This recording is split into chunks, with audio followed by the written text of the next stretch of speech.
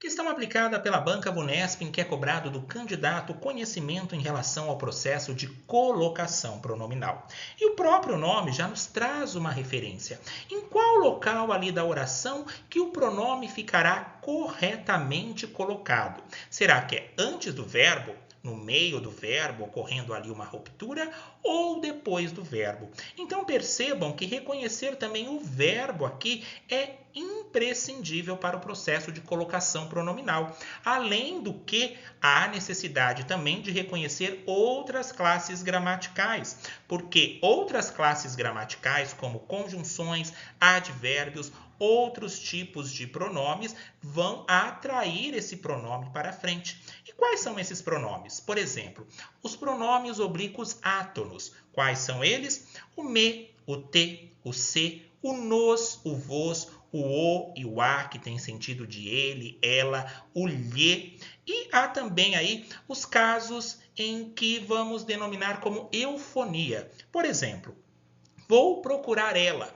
Percebam aí que quando eu falo vou procurar ela, parece que emendou tudo numa palavra só. Mas para evitar e para que ocorra uma harmonia nessa construção, eu digo vou procurá-la.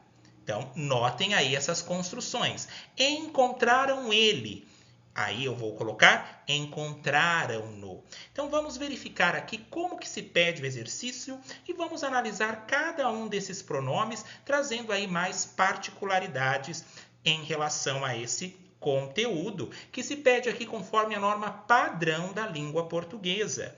Mas, se vocês lerem da forma como está, vocês vão entender e vão compreender perfeitamente a mensagem que está aqui colocado.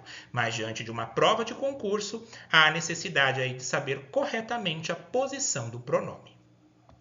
A alternativa que segue a norma padrão de emprego e colocação de pronomes é: letra A. Quanto às contribuições, alguns sempre as fazem anonimamente. E qual que é um outro papel do pronome? Os pronomes eles também servem para retomar informações que já foram mencionadas anteriormente, o que nós chamamos também de anáfora. Por exemplo, quanto às contribuições, alguns sempre fazem as contribuições anonimamente. Há necessidade de eu repetir novamente a palavra contribuições? Não. Sendo assim, o pronome retoma o que já foi informado anteriormente. Onde que está o pronome oblíquo aqui? O que eles fazem anonimamente? As contribuições. Então, o as aqui retoma justamente contribuições e ele é chamado do quê? De pronome oblíquo átono. E aí, será que ele está corretamente colocado? Notem aqui qual que é o verbo fazer. E aí, o pronome oblíquo átono, ele tem que ficar antes do verbo ou depois do verbo. Mas notem que aqui existe a palavra sempre. E sempre é um advérbio de tempo. E o que ocorre? Advérbios atraem os pronomes oblíquos para frente do verbo. O que nós chamamos esse processo aqui de próclise. Vocês podem pensar, mas que nome estranho. Mas em língua portuguesa, em gramática, é necessário que nós encontremos ali uma forma de associar esses nomes e encontrarmos ali uma maneira de facilitar. Se eu mencionar aqui essas duas primeiras letras, PR, vai me lembrar do que? De primeiro. Então, o pronome oblíquo tem que vir primeiro que o verbo. Mas ele veio primeiro porque aqui existe a presença de um advérbio. E ele seria traído para frente, diante de advérbio de tempo, de negação, de dúvida e assim sucessivamente. Sendo assim, a nossa alternativa correta, o gabarito, é a letra A. Mas vamos verificar aqui as demais. Penso no futuro e para garantir ele faço pergunta. Não é somente pronomes oblíquos átonos que aparecerão nas questões, conforme eu mencionei, o meu, teu, seu, nos, o vos, o o, a, o lhe. Mas também os pronomes pessoais reto, que são aqueles que conjugam verbo. Eu, tu, ele, nós, vós, eles, elas. Notem aqui que eu tenho o ele, mas aqui eu tenho o verbo garantir.